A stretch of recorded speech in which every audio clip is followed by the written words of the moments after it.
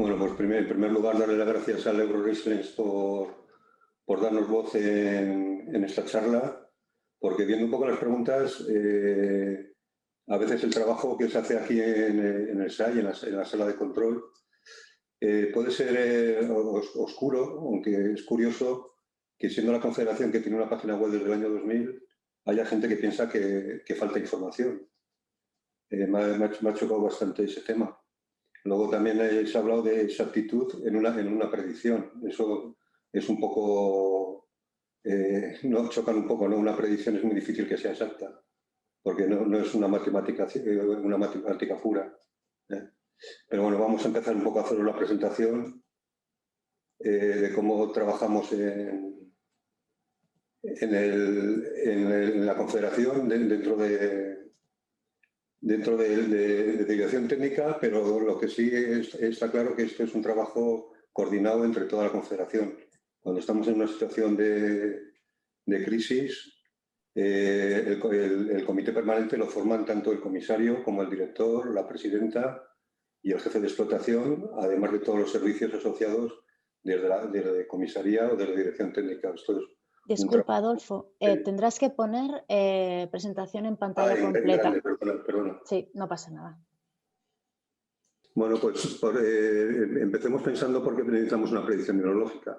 En el año 1982 se rompe la presa de Tous y es cuando nacen los SAIs. Los SAIs vienen a resolver la falta de información en tiempo real. En el año 2000 en Confederación del Ebro nos planteamos que si hay predicciones meteorológicas, ¿por qué no puede haber predicciones hidrológicas? Porque una predicción meteorológica nos dice lo que va a llover, pero nunca nos dice el agua que se va a ver en los cauces, cuánto de eso se va a convertir en caudal en los cauces. Eso nos lo dice una predicción hidrológica. Actualmente la única confederación que ofrece información de predicciones al público es la Confederación del Ebro. ¿Y por qué hemos pensado que es importante hacer predicción hidrológica? Pues porque es una herramienta que nos permite gestionar los embalses mejor, con mucho más información, a través de las estaciones de aforo, nos permite prepararnos para minimizar los daños que se pueden provocar. Antes de haber información en tiempo real y de predicciones, los embalses se gestionaban en la propia presa y pensando solamente en el embalse. Ahora se piensa en el conjunto de la cuenca. Si la podríamos tratar la cuenca como si fuesen unas carreteras con semáforos. Los semáforos van a ser los embalses que nos van a permitir en determinadas situaciones parar el tráfico que venga, parar el agua y laminar la avenida, como lo veremos. Si pensamos también y comparamos una predicción meteorológica con una hidrológica, pues la predicción meteorológica está orientada a las comarcas, a los municipios. Estamos acostumbrados a entrar en la página web de AEMET y ver el tiempo que va a hacer en Zaragoza, en Jaca. En el caso de la hidrológica, lo que nos va a ofrecer es el caudal que va a circular por los ríos.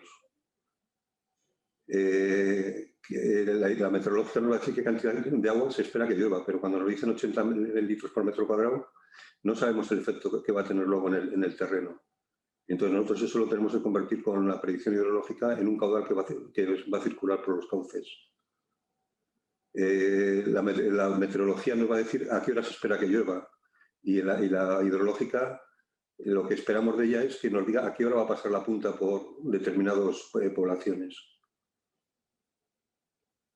Y el objetivo final es avisar a la Protección Civil para que se pongan los mecanismos de protección y hacia la población. ¿Vale?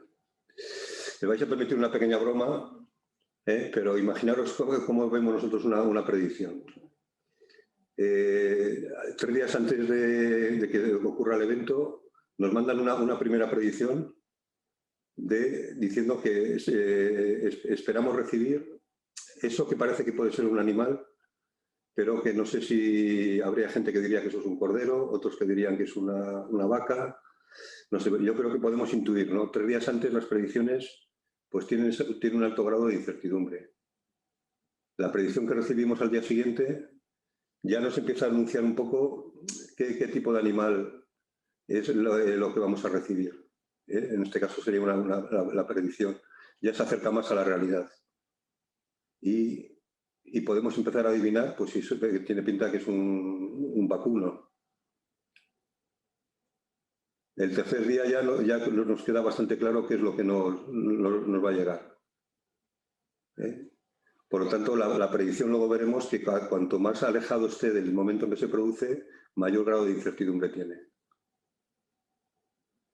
Aquí lo podemos ver un poco en ya el producto que nos envían los productores de predicciones. Trabajamos con más de un modelo meteorológico.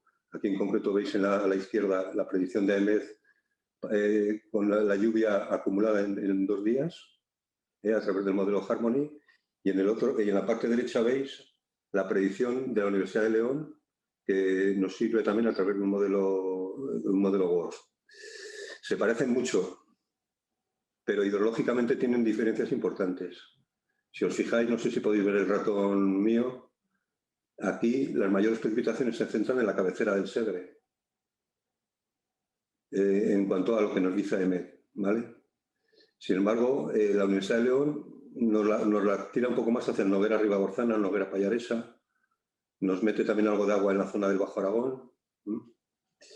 Bueno, pues estas predicciones, si las comparamos ahora con lo que pasó realmente, esto es la lluvia observada por los pluviómetros nuestros, una vez que se ha producido.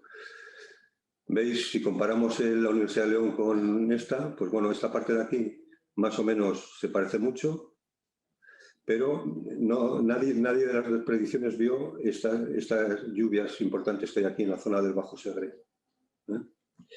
Si lo comparamos ahora a su vez con AEMET, pues se ve eso.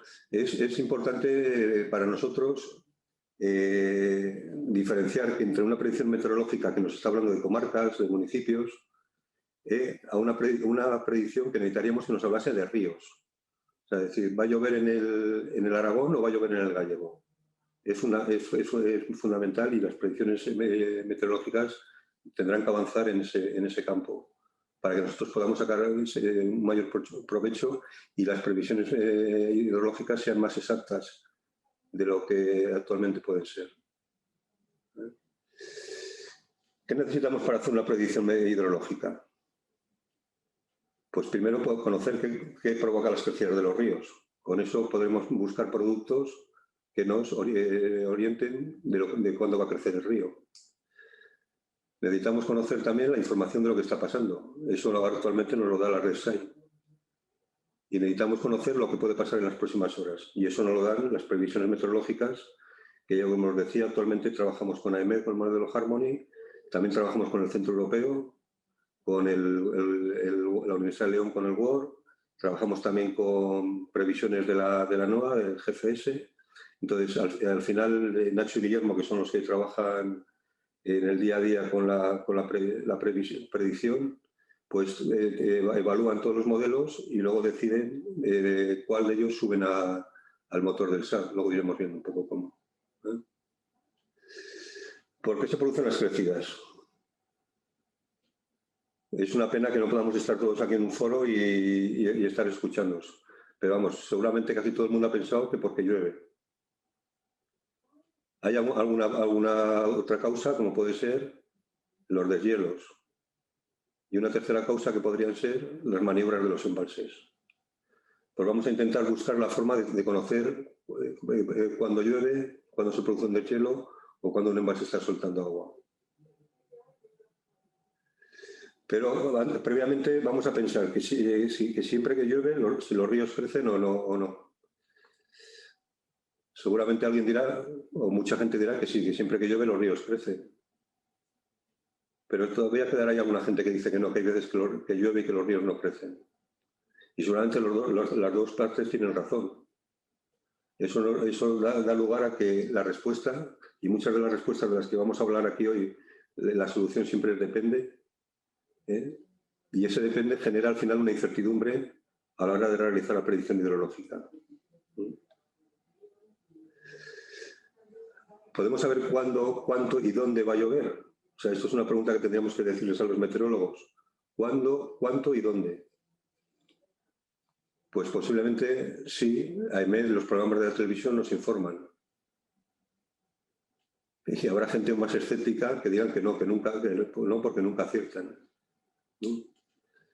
Esa diferencia de apreciación da lugar a que también haya incertidumbre. Es cierto que las predicciones meteorológicas han avanzado muchísimo y cada vez en el corto plazo cada vez aciertan más. Son capaces de, un día, de dar predicciones bastante buenas. Pero a nivel hidrológico luego es difícil, como os decía, saber si cae en la cuenca del Gállego o en la cuenca del Aragón. Eso también genera incertidumbre en la predicción hidrológica. ¿Qué podemos hacer con el agua que hace crecer los ríos? Pues en el río donde hay embalses, pues podemos intentar retenerla toda en función de cómo esté el embalse. Donde no hay embalses, lo único que podemos hacer es vigilar, monitorizar por dónde va pasando e intentar avisar lo antes posible a la Protección Civil para que se protejan los bienes expuestos. Para ello necesitamos información antes, durante y durante el evento, tanto para gestionar los embalses como para avisar a las poblaciones. Y esa información es la que nos va a facilitar el SAI. ¿Cómo vamos a tener esa información? Con redes de control y con herramientas para predecir lo que va a pasar. O sea, no solamente es ver lo que pasa, sino lo que va a pasar. La página web del SAI seguro que la conocéis muchos. Como curiosidad, deciros que si comparásemos un hidrograma de entradas a la página web con el hidrograma del Ebro en Castejón, pues las puntas de los máximos de audiencia se dan cuando se dan los máximos en Castejón o en Zaragoza. También seguramente conocéis muchos la aplicación de móviles. A día de hoy las estadísticas nos dicen que más del 60% de gente ya entra a través de los móviles. Y es curioso cómo cuando empezamos a desarrollar la aplicación de los móviles nos parecía mentira que pudiésemos meter toda esta información en la pantalla de un móvil. Pues han vencido los móviles a los ordenadores grandes. La información se presenta cada hora, pero dándose de alta y se da de alta a todos los usuarios que lo soliciten, la información se refresca cada cuarto de hora. Y encima permite tener acceso a datos históricos que luego veremos que es importante tenerlo. Podéis entrar a través de la opción de usuarios, registraros y os mandamos un correo notificándoos que estáis autorizados. ¿Qué podemos ver en el site? Pues podemos ver la información de los ríos, de las estaciones de aforo. Hay unas 250 estaciones monitorizadas. La información de los embalses, la precipitación, la temperatura. La temperatura la necesitamos por el tema de la fusión de la nieve. Hay estaciones meteorológicas y luego hay otros usos, como puede ser en los sistemas de riego, porque aquí en el site trabajamos 24 horas al día y todos los días del año, porque podemos decir que tenemos dos temporadas, la temporada de avenidas y la temporada de riegos. ¿Qué medimos en cada estación? Pues en las estaciones de aforo se miden niveles y caudales. Generalmente las unidades que se utilizan son metros y metros cúbicos por segundo. En los embalses se miden los niveles, los volúmenes y los porcentajes de llenado. Y en las estaciones de pluviometría, donde hay pluviometría, pues la precipitación cada 15 minutos, y la acumulada de las últimas 24 horas y la temperatura ambiente en cualquier estación que haya un termómetro. ¿Cómo podemos buscarlo en la web? Pues a través de lo que nosotros llamamos los cajetines. Y importante, no os quedéis con la pantalla principal, sino que navegar por las distintas subcuencas, porque hay tanta información que es imposible plasmarla toda en una única página. A través de ese selector podéis ir a las subcuencas del Gállego, del Bajo Cinca. ¿Vale? Podéis pinchar en el punto de la estación y desde ahí ya iréis a la gráfica. Podéis pinchar en el número y iréis a la gráfica de esa señal en concreto. Aquí veis un poco lo que ofrecemos, los datos en tiempo real, un pequeño estadístico del mes en curso, del mes anterior y del año anterior. La gráfica, aproximadamente salen actualmente unos 3 meses de datos, por lo cual podéis meter datos históricos aquí un mes hacia atrás, una semana hacia atrás.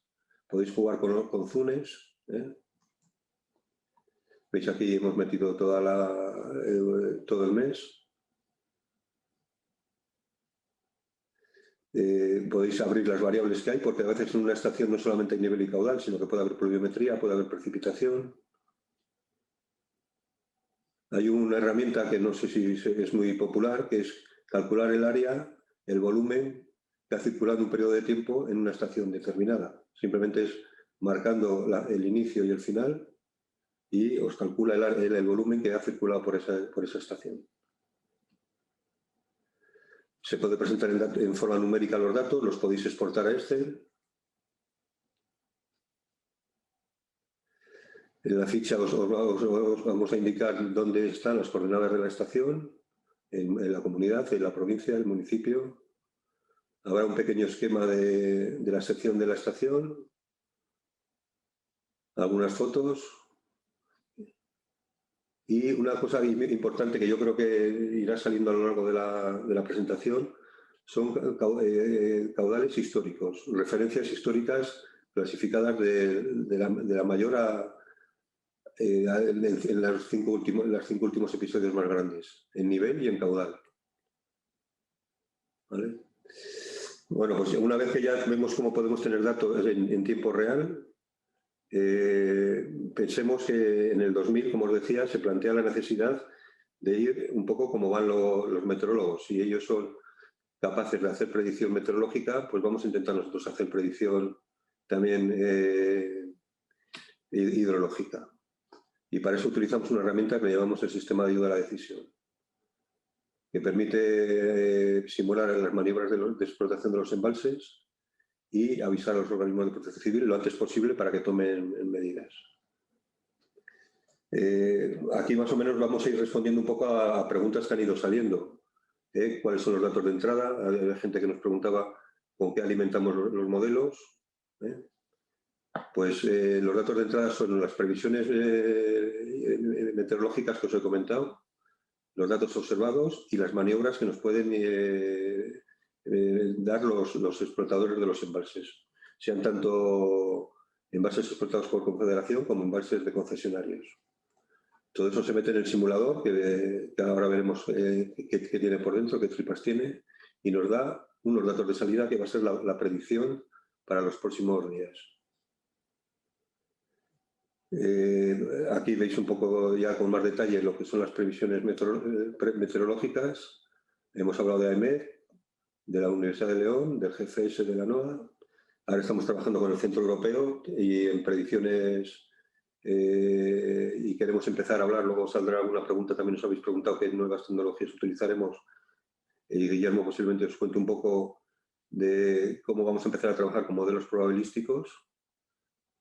Y luego, como os decía, las maniobras de explotación de las presas. Ahí veis un poco, claro, cuando vemos el tiempo, vemos un mapita donde se pone un sol o se pone una nube, pero nosotros lo que necesitamos es un grid de precipitaciones, porque es lo que podemos meter al modelo. Y esto es lo que nos manda EMET, en tanto en precipitación prevista como en temperatura prevista también, por el tema de la fusión de la nieve. Las maniobras de embalses que hemos comentado y los datos que observamos en el site. Aquí veis un poco qué hacen los modelos hidrológicos. Pues al final convierten la lluvia que nos ha previsto los distintos modelos, lo convierte en escorrentía y por lo tanto en cantidad de agua que va a caer en el río. Los modelos hidráulicos los van a transportar a lo largo de los cauces. Aquí también hablaremos luego cuando hablemos de nuevas tecnologías, pues de modelos 1D, de modelos 2D. Y luego tenemos un módulo de gestión de embalses que nos permite hacer simulaciones de qué pasará si las entradas previstas con unas maniobras que podemos hacer hipótesis. Pues si nos ponemos a soltar 20 ahora o soltamos 40 dentro de tantas horas, ¿cómo se acoplará esas sueltas que hagamos nosotros con los ríos no regulados? Y al final con eso serán las propuestas que le hagamos al comité a la hora de hacer la toma de decisiones. ¿Qué tiempo de validez tienen las predicciones? Pues en situación normal, cuando estamos en el día a día, pues tenemos un horizonte de unas 72 horas, 2-3 días. Pero cuando estamos en la avenida, la predicción se puede actualizar y eso es importante. A veces la gente piensa que la primera predicción que hacemos el primer día, esa ya vale para todo el episodio y ni mucho menos. La primera predicción está hecha con lluvia prevista, con lo cual tiene mucha incertidumbre y lo que hay que estar es atentos a las sucesivas predicciones que vamos haciendo. Nos ha pasado muchas veces con mucha gente que dice, no, es que usted el viernes me dijo que iban a pasar 600, me fui de fin de semana y luego pasaron 800. Bueno, pues la predicción puede ir cambiando con la llegada de una nueva predicción meteorológica que cambie sustancialmente con la anterior. Habría que correr el modelo de nuevo. Que los datos que nos mandan las estaciones difieran de los datos que teníamos previstos. También habrá que correr el modelo. Que nos comuniquen un cambio de una maniobra. También habría que correr el modelo. Y con las nuevas tecnologías que queremos emplear, vamos a empezar a utilizar modelos en continuo también. No solamente correr el modelo de forma automática, o sea, manual, sino de forma automática en determinadas cuencas, donde los tiempos de respuesta tienen que ser muy rápidos. Como os decía, la primera predicción de un episodio está hecha con lluvia prevista. Será buena si la lluvia prevista cae en donde nos han dicho y en la cantidad que nos han dicho. Pero habrá que estar atentos y sobre todo en episodios en el eje del Ebro que nos duran 4 o 5 días o más, hay que seguir las predicciones cada día. Porque las siguientes predicciones, cuando ya ha llovido, ya empezamos a tener una mejor predicción de caudal también. Y la incertidumbre será menor. ¿Cómo empieza un episodio de Avenida en Confederación? Pues con el análisis de los productos que metemos al SAP, con las predicciones meteorológicas, con el estado de los embalses, con los caudales circulantes. Eso es lo que va a disparar un posible aviso a los responsables y al comité permanente si corresponde. Imaginaros que ahora tenemos muchas lluvias y tenemos el embalse de Mediano al 10%. Pues seguramente lloverá, entrará bastante agua, pero no, el embalse mediano será capaz de retener todo. No hay que lanzar ningún tipo de avisos en ese caso. No sé, ya esto igual es una pregunta que habría que haceros si estuviésemos en comunicación. ¿Cómo puede empezar un episodio de Avenida en los pueblos? Pues yo me imagino que os llegan noticias de televisión, de la radio, de las redes sociales. Consultáis las predicciones meteorológicas para los próximos días y seguramente estáis esperando a que nosotros lancemos las predicciones hidrológicas. Y eso ya os situará en un marco de dónde podemos movernos. La predicción se puede ver en la página web, en esta zona de aquí. Los que habéis entrado muchas veces ya habréis apretado muchas veces el leído. Pero yo creo que es importante saber que el texto intenta explicar las incertidumbres de una predicción. Es muy difícil que una predicción sea exacta. Yo os vuelvo a recordar un poco lo de eso, que no solamente hay predicciones en esta primera pantalla, sino os podéis mover por cualquier subcuenca, que habrá predicciones en todas las estaciones de control. ¿Cómo interpretar la predicción? La incertidumbre nos está diciendo que el valor previsto puede estar entre un más o menos 10%. Y he querido poner aquí un poco lo que significa un más o menos 10% con estos valores de caudal. Con 2.000 metros cúbicos podemos estar hablando de 2.000 o de 2.200 o de 1.800 si fuésemos a la baja. Pero si hacemos una predicción a más largo plazo, la incertidumbre es mayor. Con lo cual, ya no estamos hablando de 2.000, 2.200, estamos hablando de 2.000, 2.400.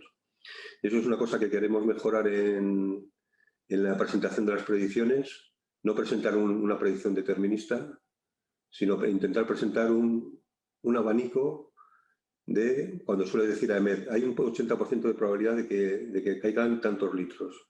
Bueno, pues tenemos que acostumbrarnos todos a este lenguaje, ¿no? Es muy difícil hablar de deterministas. Van a pasar 1240 a las 14:30. Eso es muy difícil de precisar.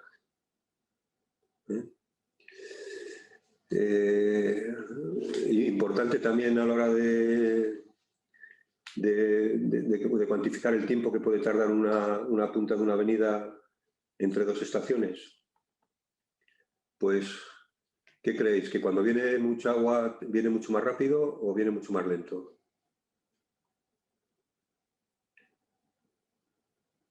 Si pensamos que entre Castejón y Zaragoza hay unos 120 kilómetros por el río y pensamos que el agua va a unos 4 kilómetros por hora, nos daría que el agua debería tardar siempre 30 horas. Y la solución, como me parece que os he dicho al principio, que muchas de las preguntas que nos estamos lanzando aquí es que depende. ¿Y de qué depende?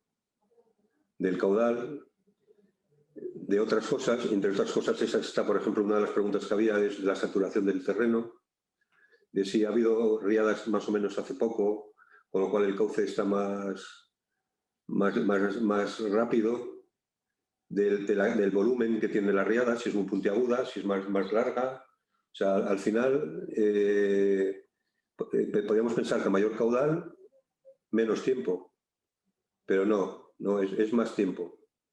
Y podemos ver pues, que hay riadas pequeñas de 1500 que pueden tardar 30-40 horas, pero si nos vamos a caudales superiores a 2000, podemos movernos entre 60 y 72 horas. Y no es matemática pura, o sea que cada riada es un mundo. ¿Vale? Perdón. ¿Cómo avisamos a Protección Civil? ¿Cuándo avisamos a Protección Civil? Pues cuando se han superado los umbrales. En la cuenca del Ebro tenemos 9 comunidades autónomas a las que tener que avisar, con lo cual cuando hay una riada grande, el trabajo aquí se multiplica por 9 para atender a cada 112.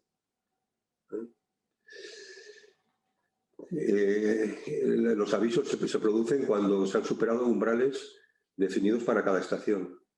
Esos umbrales intentan estar en valores que les dé tiempo a las protecciones civiles a tomar medidas para actuar. No podemos avisar en 10 centímetros antes de que se desborde. El umbral amarillo podríamos decir que es un peligro potencial en las márgenes y que cualquier cosa que se está haciendo dentro de las márgenes pues tiene un peligro. El umbral naranja es un peligro ya real, ya no es potencial. Y el umbral rojo pues podemos estar hablando de que va a haber zonas habitadas con problemática. A veces el hecho de que haya riesgo, pues depende un poco de la exposición de los bienes que pueda haber. Hay zonas que si no hay bienes expuestos, pues los caudales tampoco va a haber afecciones.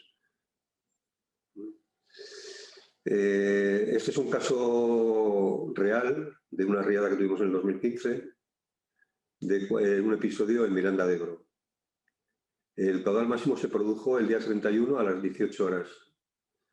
El primer aviso, pongo ahí informal, y ahora os cuento por qué pongo informal, se dio el día 30 a las 11 de la mañana, más de 30 horas antes de que se produjese el máximo. O sea, un día y pico antes de que se produjese el máximo. El primer aviso oficial, porque el oficial es cuando se supera el umbral de amarillo, lo dimos el día 30 a las 21 horas, a las 21:30, 20 horas antes de que se produjese. Pues bueno, hay alguien que nos ha achacado que no avisábamos, que avisamos tarde. En un aviso informal, ¿por qué era informal? Porque les habíamos llamado por teléfono y se lo habíamos contado. No porque no habíamos mandado un papel.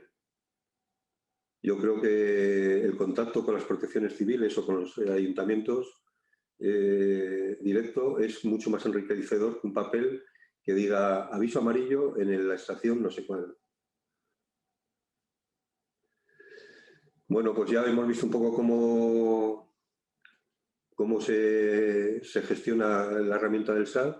Vamos a ver qué podemos hacer con los resultados de ella. ¿Vale? Gestionar los embalses. No sé si la palabra laminar la tenéis conocida. Para nosotros es una jerga muy normal. Pero laminar sería intentar conseguir que el caudal de salida sea menor que el caudal de entrada. Con eso ya estamos laminando, estamos reduciendo los caudales aguas abajo en un embalse. Y para laminar, ¿qué necesitamos? Necesitamos un resguardo. El resguardo sería el colchón de agua que tenemos hasta el nivel máximo normal. Esto que veis aquí, N es el nivel máximo normal. Un embalse se puede llenar más del nivel máximo normal. O sea, se puede llegar a superar el 100%, no hay ningún problema. Están preparados para la venida del proyecto y para poder superar, que en un momento dado algún embalse igual lo veis al 101, al 102%. Bueno, pues si hay que apurar, se puede apurar si con eso se consigue que los caudales aguas abajo sean menores. Dentro de los embalses hay una gestión, también nos lo han preguntado, si hay algún tipo de normas para la gestión de los embalses, y se llaman las normas de explotación, que fijan yo diría que casi para cada día del año o para cada mes, los volúmenes deseados para esa época. Como veis aquí, para nosotros el año hidrológico empieza en octubre, pues al principio de octubre los embalses suelen terminar después de la campaña de riego bastante bajos, y sobre todo también hay que tener en cuenta que el invierno y la primavera pueden aportar bastante, con lo cual en esa época los resguardos que hay que mantener son mayores que los resguardos que habría que mantener en verano, donde estamos ya con pocas probabilidades de que haya avenidas y intentando servir la mayor cantidad de agua posible. Por eso un embalse, pensar también que no está solamente, generalmente se construye con unos fines. Suelen ser los regadíos, los abastecimientos, en algunos sitios hay embalses hidroeléctricos, pero la finalidad última no es la gestión de las avenidas. Para eso tendríamos que tener los embalses vacíos. Y entonces hay que jugar con todos los usos del embalse. No podemos tener el embalse muy bajo para laminar las avenidas si luego no vamos a ser capaces de asegurar, posiblemente a los mismos regantes que pueden sufrir inundaciones, que durante el verano van a poder tener agua para regar. Otra cosa importante con respecto a lo que podemos hacer con los embalses, lo ha comentado Carlos, el comisario, al principio de la presentación, es la regulación que tenemos.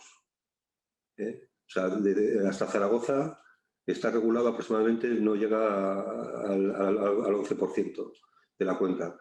En este mapa, las zonas que veis en rosa son las zonas aguas arriba de los embalses. Con lo cual, las aportaciones en esa cuenca sí que las puede regular con el embalse. Pero más del 80% del agua que llega al eje del Ebro está sin regular. Con lo cual, si viene mucha agua, lo único que podemos hacer es avisar para que se tomen precauciones. Voy a intentar a ver si soy capaz de explicaros un poco a través de estas gráficas, que es difícil sin veros esto, e intentar explicar la gestión de un embalse.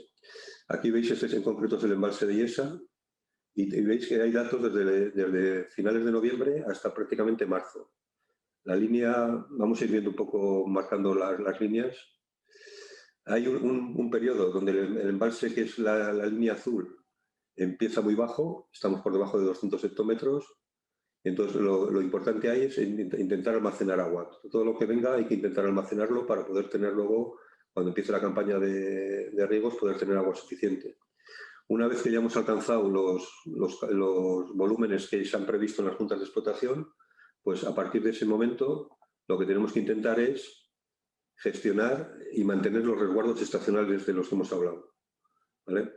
Si os fijáis, en esa primera punta que ha aparecido ahí, esa primera entrada, el embalse se la ha comido, si se puede hablar de esa expresión. Se ha quedado con todo porque necesita agua, ¿vale? Y sin embargo no ha sacado nada. El embalse ha estado cerrado. Bueno, ha estado cerrado. Ha estado sacando el caudal ecológico, los 5 metros cúbicos por segundo que tiene que mantener, ¿vale? ¿Qué ha supuesto eso? El que el embalse haya almacenado agua, como os decía. Pero a partir de ese momento, de aquí, cuando ya estamos en estos valores, que son los resguardos estacionales, aquí ya hay que actuar cuando hay crecidas hay que actuar con salidas. Hay que equiparar para intentar que el embalse no suba de esos niveles. ¿Vale? Esto es un caso un poco distinto, o bueno, es la primera parte que hemos visto de la otra gráfica, ya con un poco más de detalle. No sé si podéis apreciar en lo que sería ese esquema que quería representar. Ahí podemos ver las entradas a Yesa, dos embalses, el embalse de Itoiz en el río Irati y Yesa, el río Aragón, el río Arga, que no está regulado, el Ebro, que viene de arriba de cabecera a través de Mendavia, que tampoco está regulado, y el Ebro en Castejón. Y como hay un dicho por ahí que dice, ¿no?, que al Ebro lo hacen varón el Arga y el Aragón, pues aquí es donde se juntan casi todos los caudales. ¿Qué puede hacer Yesa para intentar que sus caudales sean menos? Pues fijaros, estos fueron las entradas de Yesa. Perdón. Esto, el incremento de volumen de Yesa. Yesa en ese momento tenía resguardo suficiente para coger todo eso. No se sacó nada, porque en este momento lo que interesaba era retener agua. El Arga también tuvo una crecida, el Liedena, el Irati también tuvo una crecida, y si hacemos unos números, Yesa laminó 345 metros cúbicos por segundo. Si sumamos lo que ya sumó el Liedena, que fueron 360, y lo que sumó el Arga en Chauri, 600, ya tenemos 1000 en el eje del Ebro. Más los 350 ya hubiéramos tenido 1350. ¿Eh?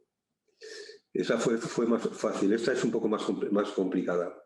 ¿Por qué? Porque nos pilla en una época del año donde ya Yesa ya tenía el volumen requerido para esa época, y lo que intentamos hacer es, como podéis ver aquí ahora, 16 horas antes de que se produjesen los máximos en el Arga y en el Irati, que eran los que no están regulados, en Yesa se hicieron maniobras de cerrar. ¿Vale? Mirad, esto es la punta de entrada a Yesa y esto es la salida. Fijaros que cuando más agua está entrando, menos está saliendo en ese momento. El embalse, ¿qué hace? Crecer, coger volumen y retener ese volumen. El Irati, como siempre, crece también. Y el Arga también. En el momento que ya el Irati y el Arga bajan, que sería en la parte de bajada de ellos dos, ya lo que hacemos en Yesa es soltar agua, más agua de la que entra. ¿Para qué? Para volver a recuperar el volumen que teníamos al inicio y poder estar en disposición de, en la siguiente riada, tener otra vez resguardo. Este es un caso un poco distinto. Estamos hablando del embalse de Mequinenza, que es donde al final va a parar todo el agua de las riadas del eje, van a parar a Mequinenza.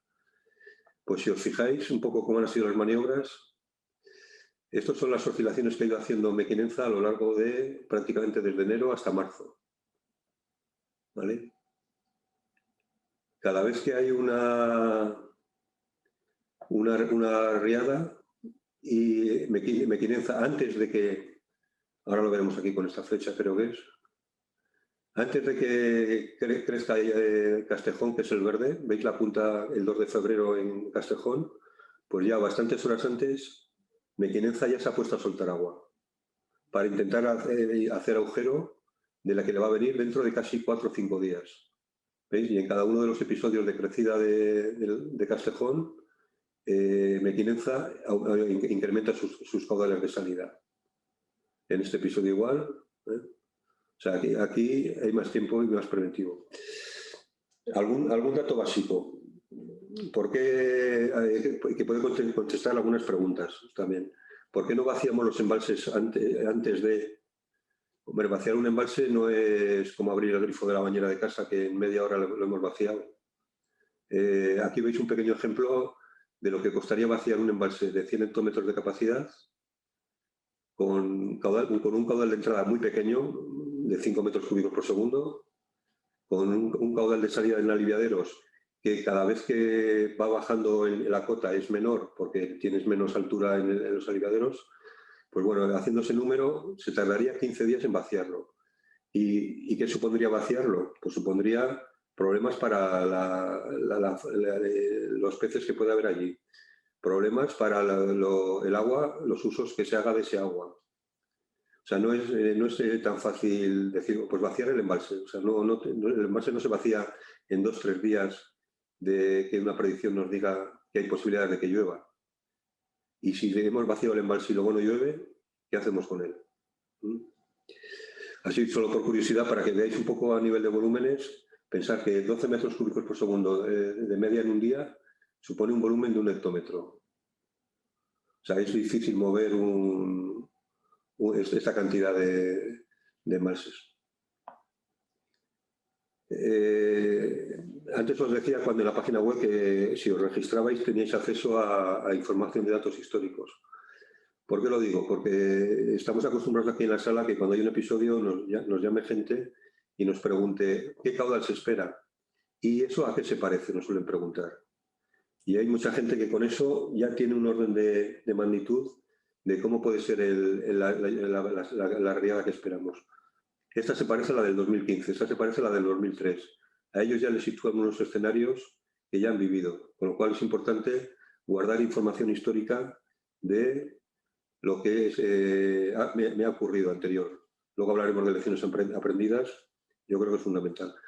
Y una cosa que puede ser también muy importante es, y aquí en Zaragoza, en la ciudad, el Ayuntamiento ha tenido esa iniciativa, ha puesto unas escalas en todos los puentes de la ciudad, que sería bueno para que la gente coja referencias de los eventos y tener un histórico. Yo creo que eso se podía fomentar en todos los puentes a lo largo del eje del Ebro. A pesar de que los eventos son diferentes, a nosotros nos ayuda a tomar decisiones. ¿Y qué hace diferente un evento de otro? Pues el volumen, como os he comentado antes, el volumen del hidrograma, la rotura de una mota, la rotura de una mota al modelo que nosotros manejamos dentro del SAD, pues diríamos que le hace polvo porque no estaba previsto. La saturación del acuífero, también se ha hablado, ha habido gente que ha preguntado sobre qué pasaría con la saturación del terreno, pues es muy importante también. ¿Vale?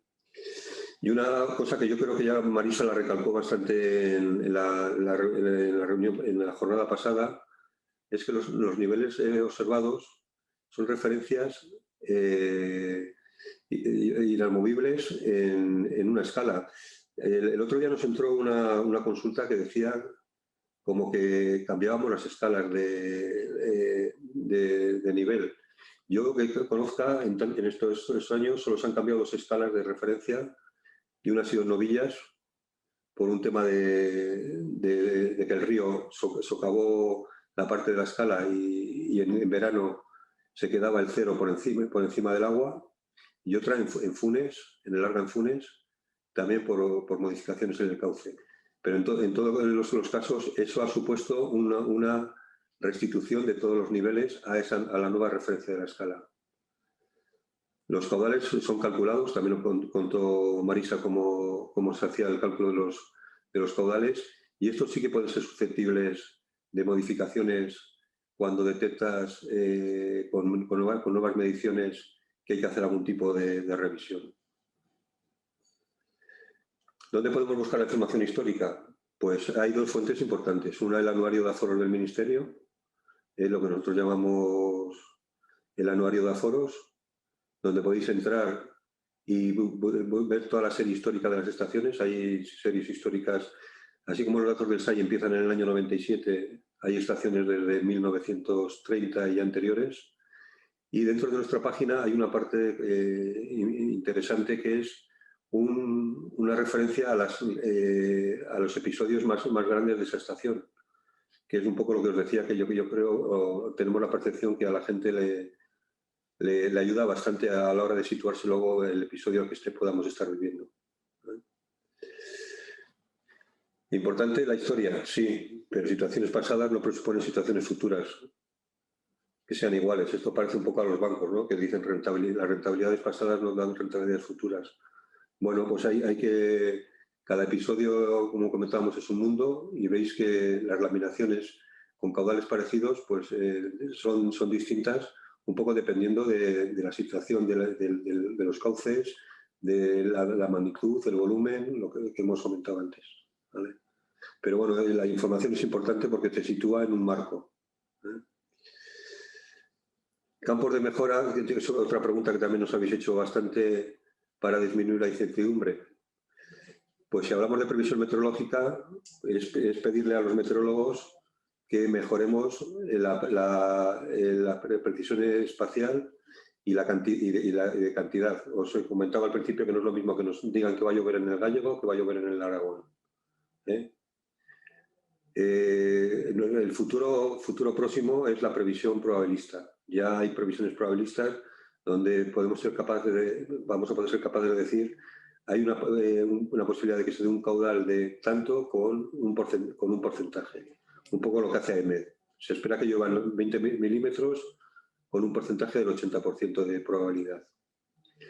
Los datos de precipitación que observamos, pues, es una de las grandes incertidumbres que tenemos a la hora de medir.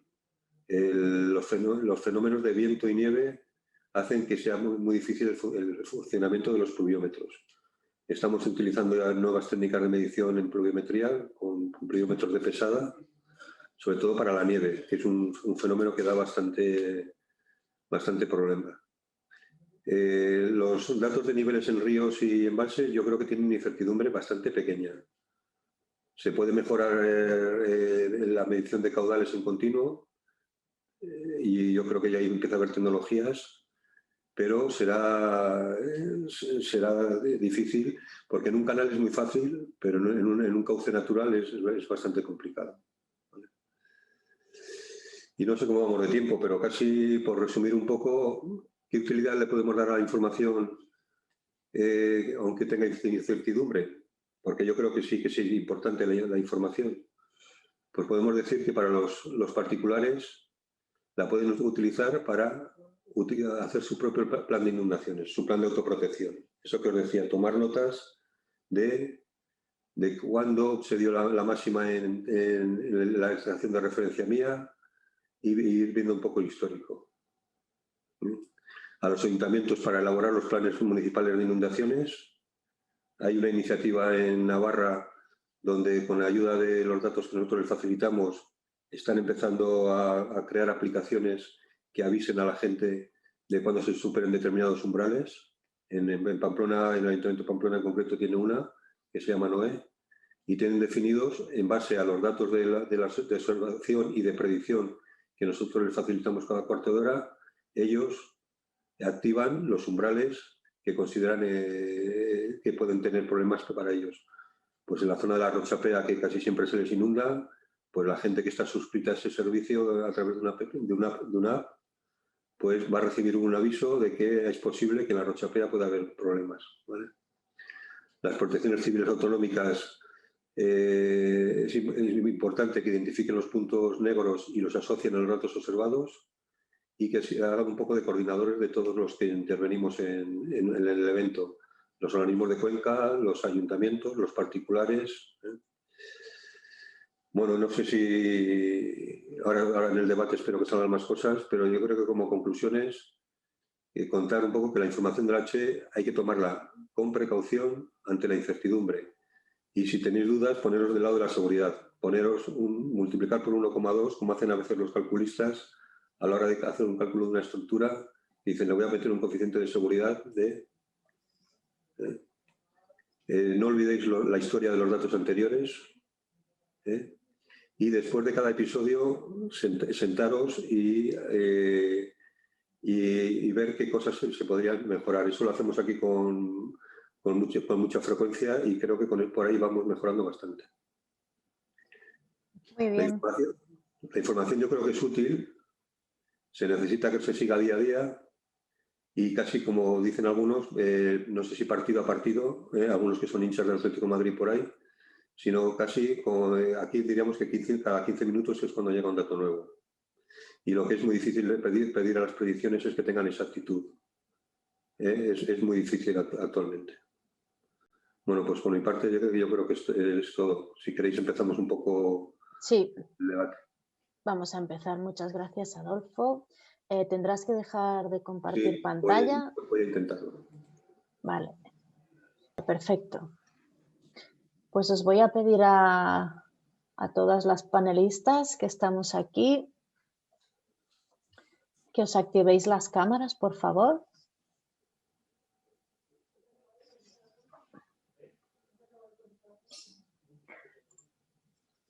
Y os voy a ir haciendo algunas preguntas porque, bueno, ya veis que el ritmo de preguntas y respuestas a través de esta herramienta de preguntas y respuestas es bastante intenso.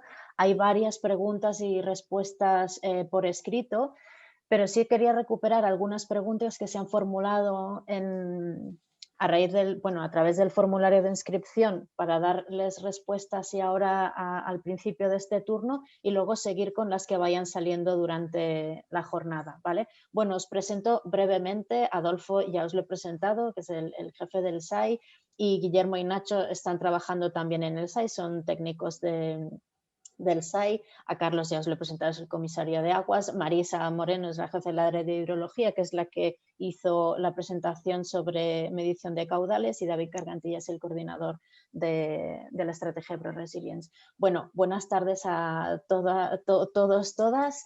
Y nada, os voy lanzando preguntas y os activáis el micro la persona que vaya a responder, ¿vale? Mirad, salía alguna pregunta de cuáles son las nuevas tecnologías que se están implantando. Algunas ya las ha comentado Adolfo. Yo no sé si queréis añadir alguna información más o lo damos por respondido. También hay alguna información en el chat. No sé si queréis añadir algo. Os voy a lanzar 2 o 3 preguntas, ¿vale? Y respondéis. ¿Cuál es vuestra opinión acerca de los modelos actuales de predicción de lluvias y su fiabilidad a corto plazo? Bueno, estas 2 primeras, así como para empezar. Pues si quieres, yo creo que le podemos dar paso a Guillermo, así yo descanso un poco. Venga, perfecto. Venga, vale, estas las contesto yo. Muy buenas tardes a todos. En primer lugar, has comentado, Alba, los modelos de predicción meteorológica, la fiabilidad que tenían a corto plazo, ¿no? Y si era mejorable. Bueno, la Confederación no es un ente que haga predicciones meteorológicas, sino que lo que hacemos es utilizar las predicciones meteorológicas que nos transmiten otros organismos que son los que las generan, ¿vale? En nuestro caso, nuestro proveedor principal es la Agencia Estatal de Meteorología, pero tenemos también un acuerdo de colaboración con la Universidad de León, que también nos ofrece un modelo de alta resolución específico para la cuenca del Ebro, y utilizamos también otros modelos que se sirven a través de la web, como puede ser el GFS americano. Entonces, fiabilidad de los modelos. Pues yo creo que habría que diferenciar entre 2 tipos de modelos, modelos de alta resolución y de baja resolución. Los modelos de baja resolución, que son los que hacen predicciones a medio plazo, es decir, a una semana vista, tendríamos 2 modelos, el modelo GFS americano y el modelo IFS del centro europeo. Estos modelos nos sirven para tener una idea a 2, 3, 4, 5, 6 días vista de lo que puede venir como a nivel de idea general, pero no nos sirven para saber con exactitud exactamente a 4, 5, 6 días que si va a llover mucho, poco, simplemente y exactamente en qué zona, sino que lo que hacen es darnos una idea general.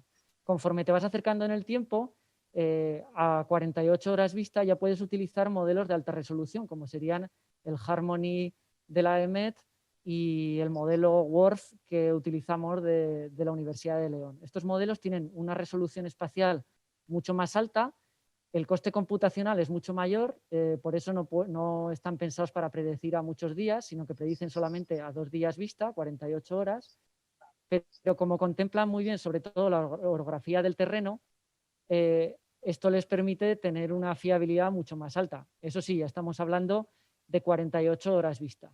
Entonces, ¿cuál es la fiabilidad de las predicciones? Pues yo diría que a 48 horas vista son razonablemente buenas, pero también hay que diferenciar entre el tipo de fenómeno meteorológico al cual nos enfrentamos. Si, por ejemplo, hablamos de un sistema frontal atlántico, pues digamos que la fiabilidad del modelo es bastante alta tanto en la zona donde va a llover como en las cantidades. Y en esas situaciones esto hace que las predicciones hidrológicas también sean bastante buenas en ese tipo de eventos. Por contra, si hablamos de efectos de lluvias convectivas muy intensas, como podrían ser tormentas, las típicas tormentas de verano, o como por ejemplo las gotas frías en el Mediterráneo o asociadas a bajas que se forman en el Mediterráneo o que nos pasan directamente por encima de la península, ya la fiabilidad de la predicción es mucho más baja, porque apenas movimientos del vórtice de la borrasca de apenas 50 kilómetros hacia el norte, hacia el sur, este o oeste, pues hace que cambie completamente las zonas donde se va a producir la lluvia. Y esto hace que incluso a 24 horas vista no sepas con exactitud dónde exactamente va a llover. Esto pasa, por ejemplo, con las gotas frías del Mediterráneo.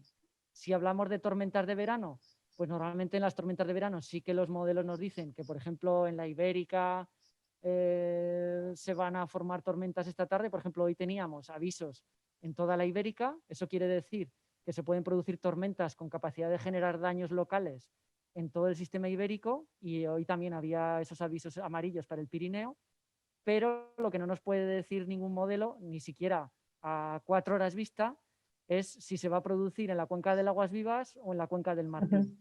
Entonces, en esos casos, el aviso tiene que ser un poco genérico, como hace la EMET, que nosotros lo traducimos en un aviso hidrológico, que también avisamos a la EMET de que en esas zonas se pueden producir crecidas rápidas, súbitas y que podrían generar daños, pero luego hay que estar muy atento a los datos en tiempo real de los pluviómetros, radares y estaciones de aforo para ver exactamente en qué momento salta la liebre y podemos detectar dónde se están produciendo esas lluvias que pueden ser peligrosas.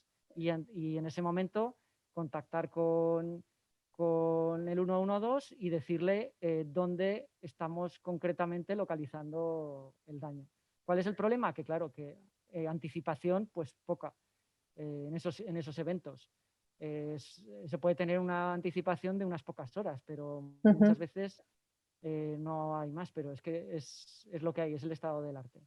Y en cuanto a nuevas tecnologías, o si se podría disminuir las diferencias entre predicción de los modelos y realidad de los eventos.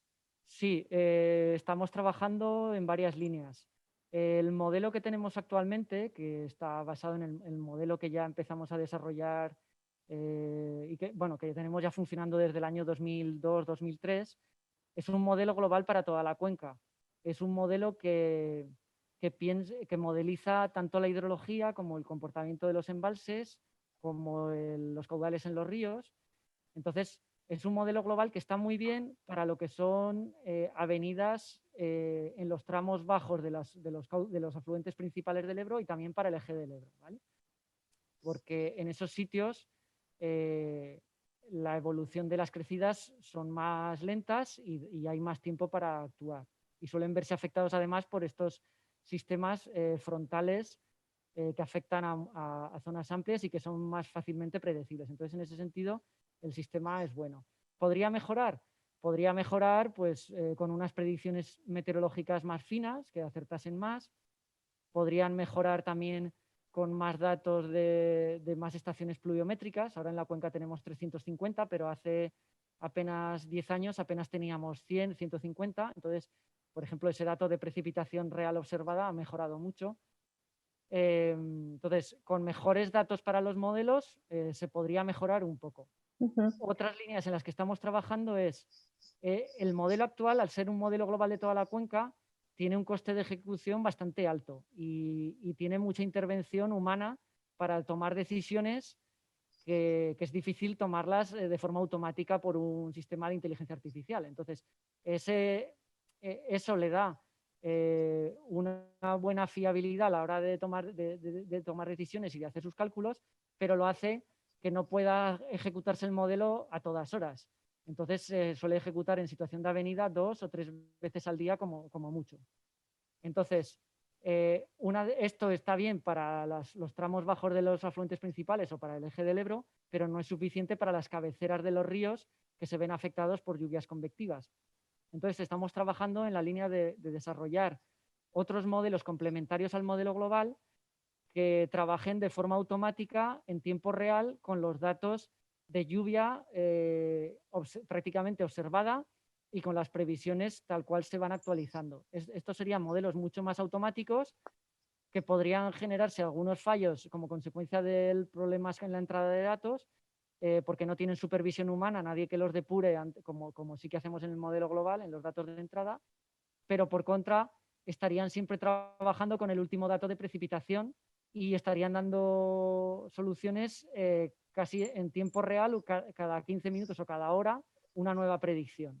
Pero esto es válido para las cuencas altas. Entonces, esto es algo en lo que estamos trabajando ahora. Y otra cosa que estamos trabajando es en utilizar los modelos de predicción meteorológica de tipo probabilísticos, tal como ha comentado Adolfo, en el cual no tenemos un único escenario determinista de lo que puede ocurrir, que tendemos siempre a creérnoslo demasiado y luego la realidad se le puede parecer más o menos, pero no es exactamente lo que dice ese modelo, y trabajaría más con probabilidades de lluvia por zonas, y entonces lo que tendríamos es un abanico de predicciones para cada zona concreta de la cuenca. Esto, por un lado, no te da, o sea, te da un abanico de resultados, que es cierto que lo que todos queremos tener es el dato exacto de lo que va a ocurrir, pero como eso realmente no es posible, lo que sí que tendríamos es una horquilla más realista de por dónde pueden venir los escenarios, y con esa horquilla que ya sí que de algún modo está transmitiendo esa incertidumbre que hablaba Adolfo y la está acotando, pues con esa incertidumbre es con la que hay que trabajar. Y esa incertidumbre ahora es difícil de transmitir y creemos que en el futuro con ese tipo de modelos sí que podremos transmitir mejor esa idea. Vale, perfecto. Hay otra. ¿Se prevé que la predicción de caudal se pueda extender con la predicción de láminas de inundación asociadas? No sé si la quieres responder tú, Adolfo. Yo creo que también es importante el hablar un poco de que estamos empezando a correr modelos 2D entre Tudela de Zaragoza y Zaragoza-Mequinenza, porque le dan, si quieres explicarlo tú con un poco más de detalle, la importancia que diferencia entre el modelo 1D y el modelo 2D. Vale. Brevemente, y así tendremos tiempo a responder más preguntas. Los modelos actuales que utilizamos son modelos de tipo unidimensional.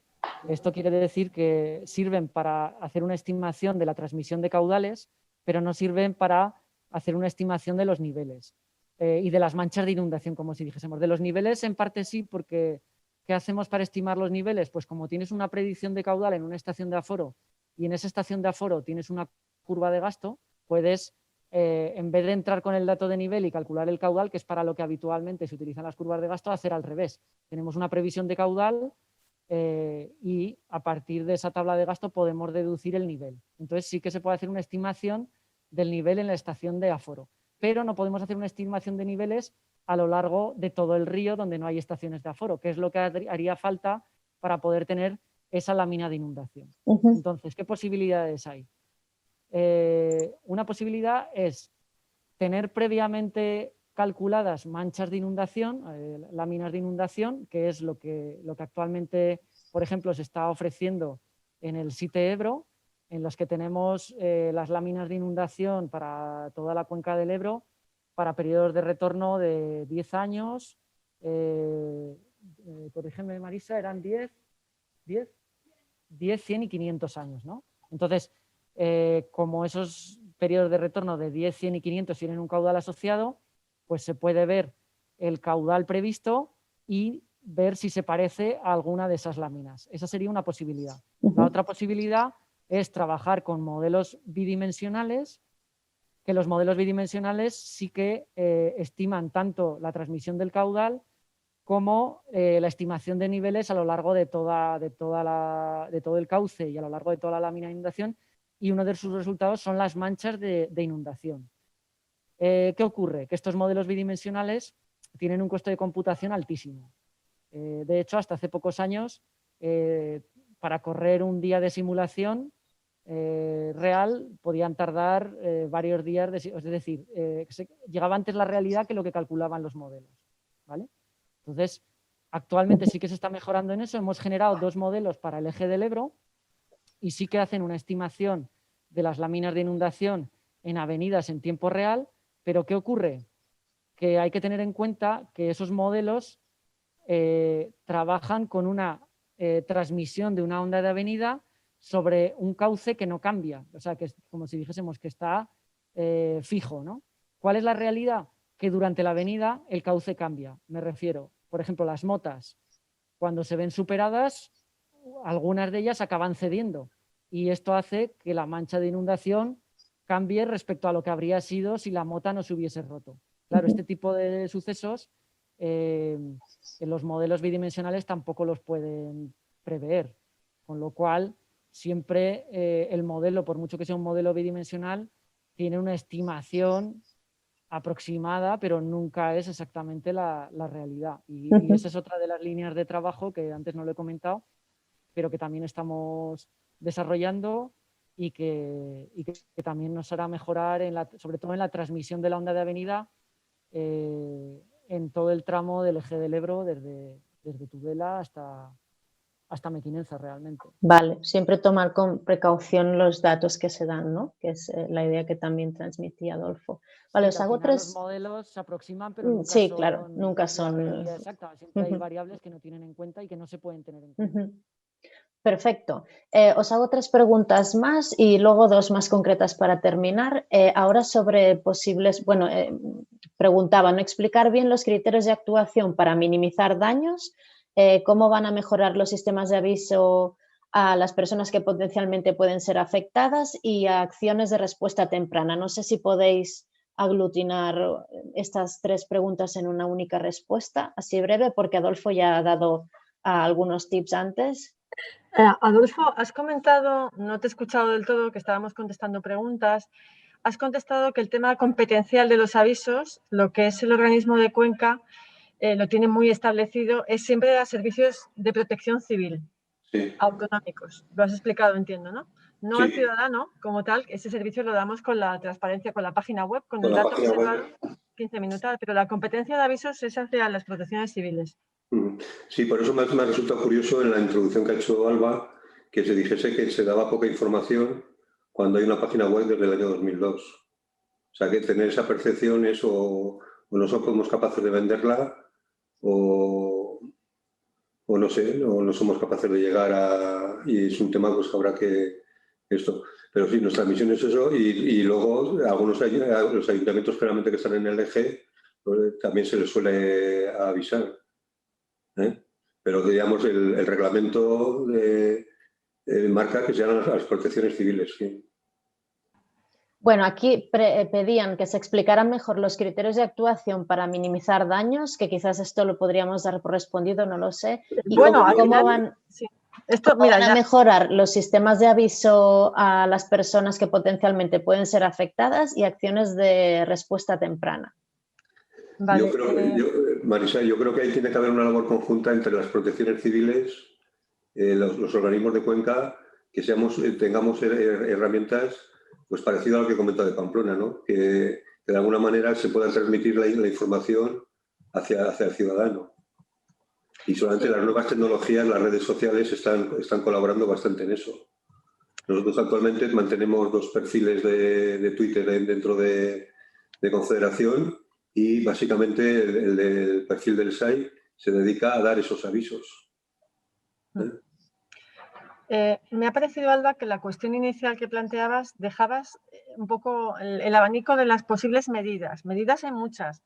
En lo que concierne, por ejemplo, al plan de gestión del riesgo de inundación, al PERI, integramos todas y cada una de ellas. No solamente las de preparación, que son de las que estamos hablando hoy, que son las medidas durante un episodio de crecida, son las de información, bien observada, bien prevista con los modelos de predicción hidrológica. Pero también existen medidas, como no, para disminuir, la principal de todas, para disminuir el impacto negativo de las inundaciones es la prevención. y se basa en el urbanismo, en la ordenación urbanística en función de esos mapas que comentaba antes Guillermo, que tenemos estudiados para escenarios de alta, media y baja frecuencia de inundación, esos mapas de peligrosidad y de riesgo también, que ya nos definen qué manchas, qué zonas son las inundables y con qué calados, con qué profundidades para estos escenarios. Y lo tenemos estudiado para distintos tramos fluviales. Hay más de 2.000, no creo que son 3.000, cerca de 2.000 y pico kilómetros de cauces estudiados, o son 3.000 ya, me parece, en la cuenca del Ebro. En estos existen mapas. Los mapas son los que permiten limitar los usos y adecuarlos en función de lo inundable que sea el tramo. Es que es la principal medida, la prevención, la no ocupación con usos vulnerables de las zonas inundables. En lo que son medidas de protección, pues también son otro tipo de medidas, son los embalses de los que estamos hablando aquí hoy.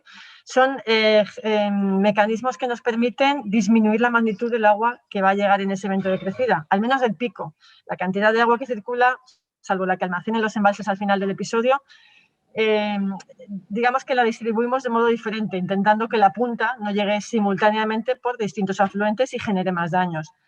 Con este tipo de medidas de protección que con algunas situaciones de encauzamiento, de defensa y los embalses, también minoramos los impactos negativos.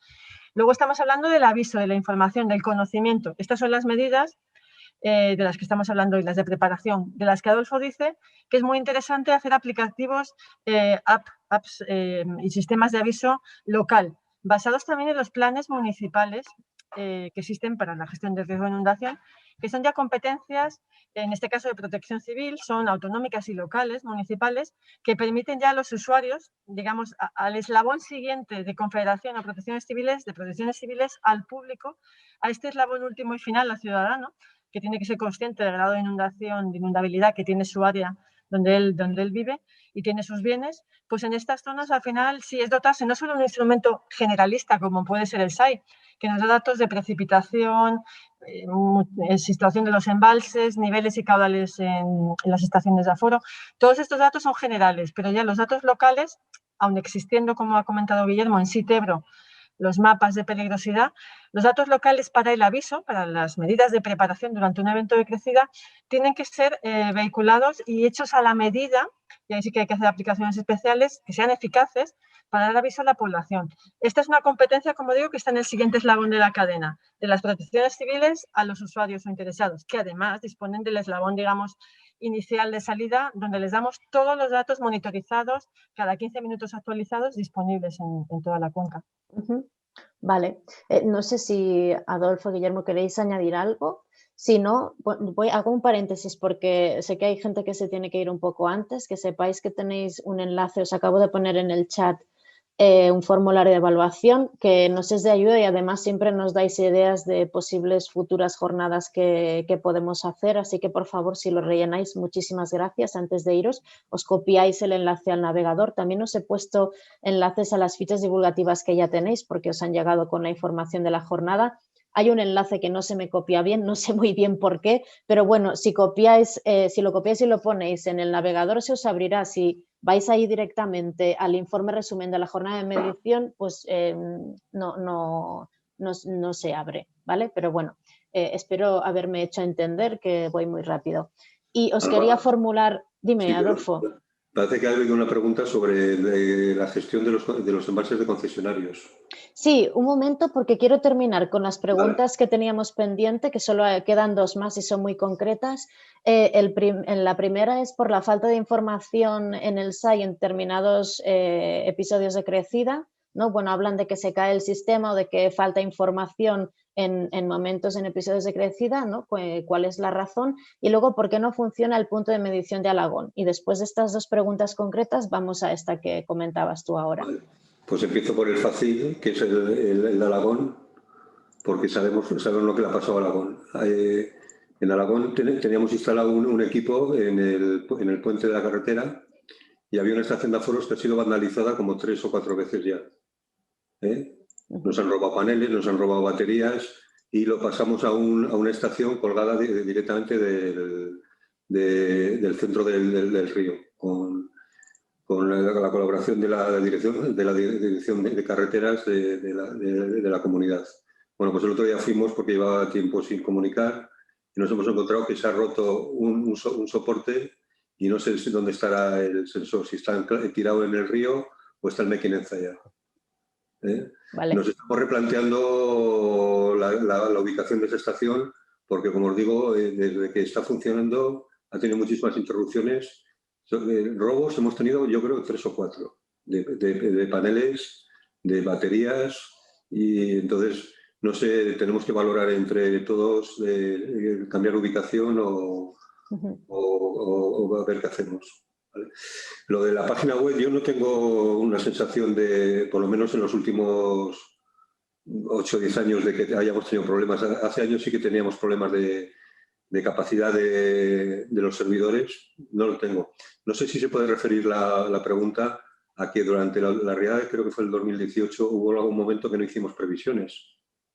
Supongo que sí, que se refieren a eso, porque esa es la pregunta que sale en los talleres habitualmente. Si se refiere a eso, yo creo que Guillermo lo puede explicar mejor que yo, porque era el que estuvo trabajando con las predicciones en ese momento. O sea, había tal incertidumbre en las predicciones que cualquier resultado que subiésemos nos iba a parecer en nada a la hora. Los modelos, cuando los modelos divergen mucho de unos de otros, quiere decir que hay algo que no está claro. Entonces, hacer una predicción cuando hay tanta divergencia es muy difícil. Pero creo que fue un día en concreto. Que en algún momento dado, por horario, pueda haber algún problema, pues podría ser. Nos gustaría que si eso que nos avisasen. En la página web hay esto de sugerencias, avisarnos por favor para poderlo detectar. Perfecto. ¿Vale? Guillermo, ¿quieres añadir algo? En el caso concreto, bueno, no sé si la pregunta vendrá referida a algunas veces problemas que puede haber en la propia página web por la gran cantidad de usuarios conectados al mismo tiempo, que alguna vez puede ocurrir.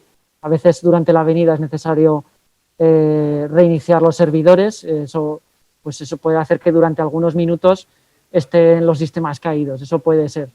Pero vamos, es una cosa puntual.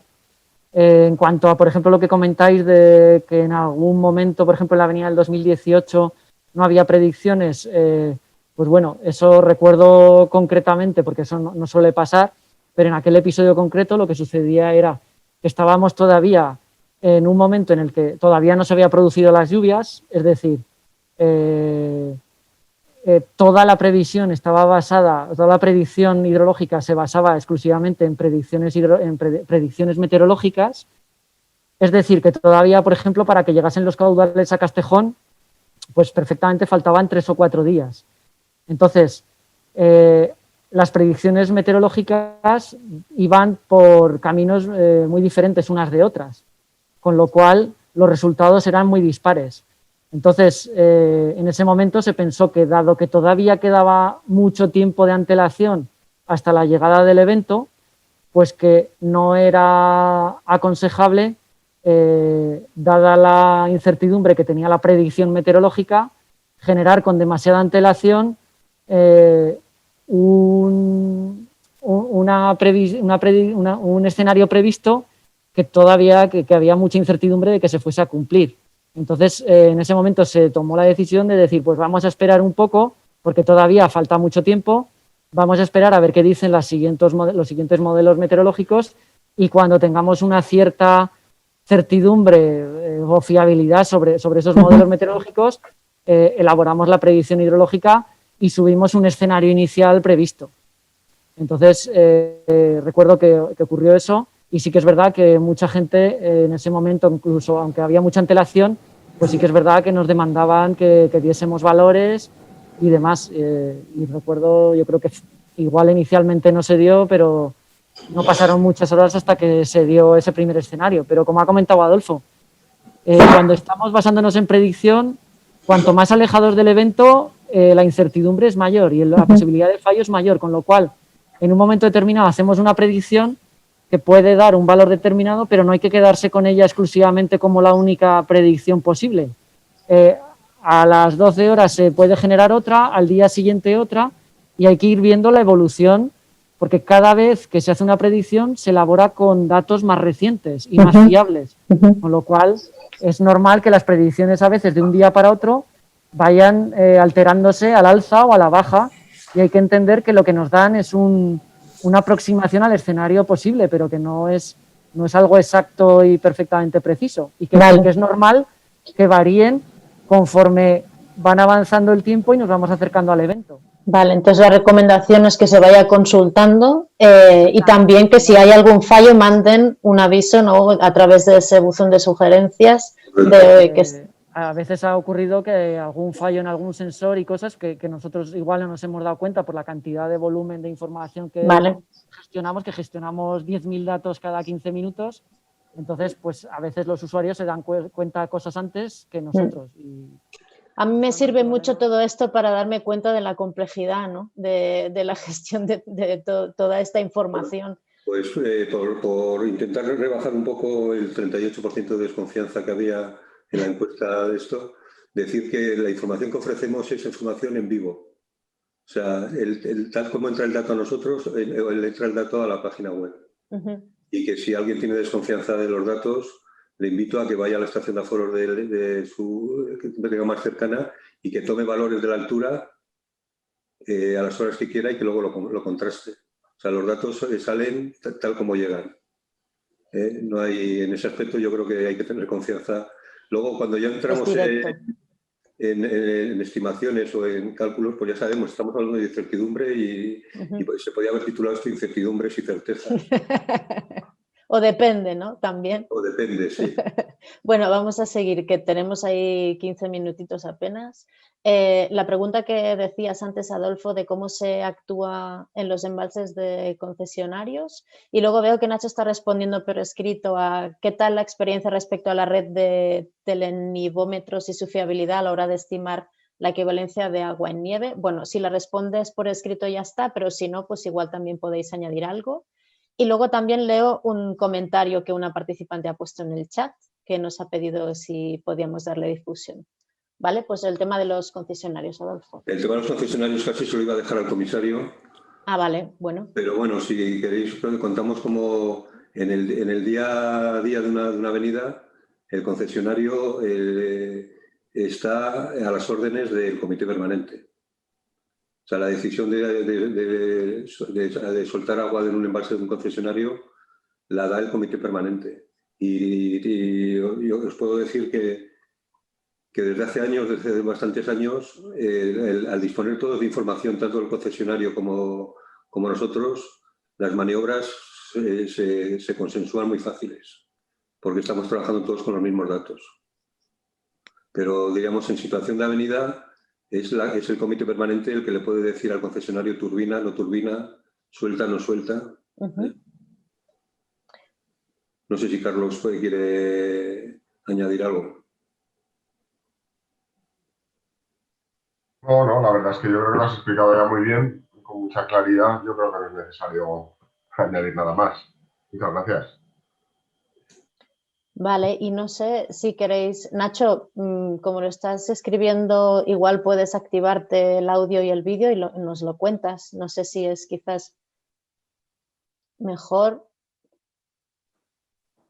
Si hay que hablar de telenivómetros, el mejor es Nacho, o sea que... Vale, no sé si ahora nos está escuchando porque se ha apagado el vídeo un momento. Bueno, aprovecho para comentaros, Cristina nos dice, bueno, os lo leo, dice, me gustaría que algún día dierais difusión a una iniciativa muy chula que hay muchos domingos en distintos puntos de la cuenca del Ebro, se llama @cuidemoselebro. Yo le sigo por Instagram, pero la convocatoria la publican en Facebook y suele salir en alguna noticia. Se hacen quedadas voluntarias para recoger basura en las orillas del río, tanto andando como en bici o como cada uno pueda. Bueno, pues ahí está la propuesta de Cristina, gracias. Y creo que Nacho ha terminado de responder la pregunta. Sí, bueno, me hubiese gustado completarla un poquito más. Pero bueno, ahí básicamente lo que he puesto que se trata de... En los últimos años hemos sido varias personas del SAI, entre ellas incluso también Adolfo en muchas ocasiones, a calibrarlos de forma empírica, que no es otra cosa más que hacer sondeos en los puntos alrededor de un telenivómetro. Y entonces en aquellas ubicaciones a las que hemos ido, que en su mayor parte son las que están dentro de Aragón, pues la verdad es que hemos de decir que como dato puntual es un dato muy bueno, tan bueno que incluso hasta hemos podido comprobar digamos, en la infraestructura que tiene AEMET montada en Formigal, donde hay muchos pluviómetros de diferentes tipos y tienes allí un telenivómetro, hemos llegado a comprobar que en momentos en el que se produce la nevada, en el momento que estamos el momento en el que se está incrementando la nieve, llega a coincidir hasta con los valores que puede registrar un pluviómetro, si la calibración está bien hecha. Y bueno, yo creo que eso está muy conseguido en la mayor parte de los telenivómetros que están en Aragón, y es cierto que todavía por otras causas pues nos quedarían todavía visitar aquellos que están en la zona del Pirineo catalán, ¿no? Bueno, una vez logrado esto, el dato como dato puntual de la cantidad de agua almacenada en forma de nieve en esos puntos es un dato muy bueno. Es un dato que yo creo que representa con una gran fiabilidad la cantidad de nieve que tienes allí de forma puntual, vuelvo a insistir, pero el problema radica en que extrapolar geográficamente al resto de la cordillera pirenaica, en el caso de los que están en el Pirineo, y con ello llegar a deducir o aproximarnos a partir de estos datos a obtener un volumen en hectómetros cúbicos de nieve almacenada, o sea, de agua almacenada en forma de nieve, eso es complicado. O sea, extrapolar el dato puntual es complicado. Y bueno, pero vamos, entre el dato puntual y luego pues un modelo que sí que lleva el área de hidrología, que se basa en temperaturas y en un modelo de nieve y las precipitaciones, pues bueno, se pueden alcanzar más o menos, no voy a decir, una idea, un valor bastante aproximado de forma incluso cuantitativa de la nieve que podemos tener ahí en la reserva. Sí, digamos que los telenivómetros son un apoyo importante a la modelización, porque lo que sirven es para ver si existe una coherencia entre lo que está el modelo hidrológico que simula la cantidad de nieve, si existe una coherencia entre lo que él calcula y lo que estamos observando en campo puntualmente en esos lugares. Y otra cosa importante que sí que aportan los telenivómetros es que nos permiten determinar, o sea, quizá no sirven para extrapolar a todo el resto de la cuenca donde están ubicados, pero sí que nos permiten comparar en ese punto concreto unos años con otros.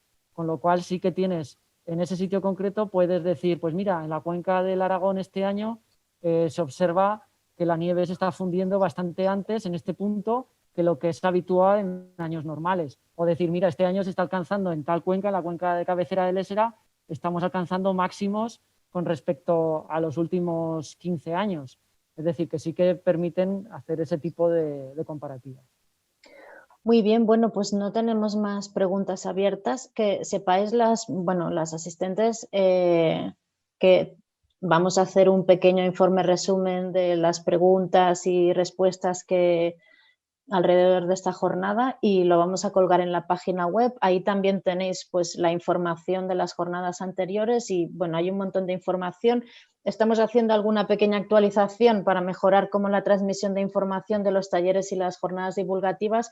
Entonces quizás, bueno, no está toda la información actualizada, pero lo va a estar, bueno, en la mayor brevedad posible, ¿vale? Que hay complejidades tecnológicas. Entonces, nada más, os voy a volver a colgar el enlace al formulario de evaluación para aquellas que lo podáis rellenar.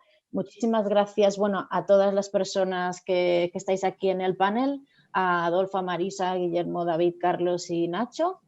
Bueno, hay que decir que la previsión se ha cumplido, que íbamos a terminar a las 8 y estamos casi a las 8. Sí, ciertamente. Bueno, pues a veces sucede. Y nada, pues muchas gracias a las personas que habéis estado y espero que os haya resultado interesante, sugerente y que haya abierto más preguntas y que podamos seguir enriqueciéndonos mutuamente. Bueno, ahí hay agradecimientos ya algunos en el chat y nada, que esperamos vuestras aportaciones complementarias a través del formulario o del correo electrónico de BioResilience, de la web. Tenéis como muchas formas de entrar en contacto con nosotras y ya veis que bueno, siempre estamos aquí un grupo muy grande de personas implicadas de Confederación y bueno, por mi parte en la facilitación. Nada más, muchas gracias y hasta la próxima, que será en junio, sobre dragados y retirada de vegetación.